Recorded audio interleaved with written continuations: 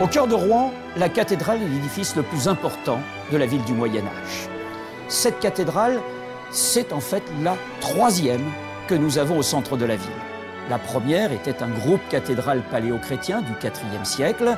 La deuxième était une extraordinaire cathédrale romane, à peu près les dimensions de la cathédrale actuelle, la plus grande église romane de Normandie. Cette cathédrale romane, elle, est restée très peu de temps au centre de la ville, puisque moins d'un siècle après son inauguration, on commençait à la démolir pour la remplacer par la cathédrale actuelle.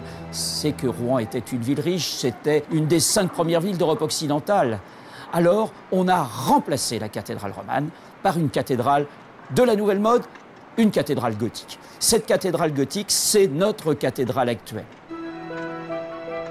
Sa construction a été longue, en fait. On a commencé au milieu du XIIe siècle.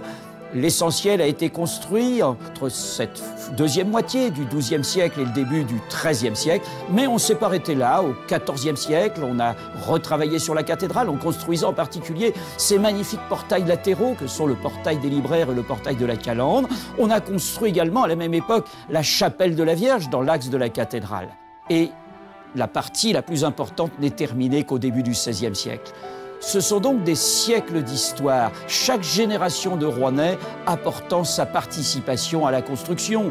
Et au XIXe siècle même, on a construit cette grande flèche, la plus haute flèche de cathédrale de France, 152 mètres de haut. C'est la marque des passions, des amours des Rouennais, l'affirmation de leur volonté de faire de cette cathédrale un symbole. Symbole qu'elle est toujours, puisque cette cathédrale est certainement le monument de Rouen le plus visité. Elle mérite que vous veniez la lire comme on lit un livre d'histoire.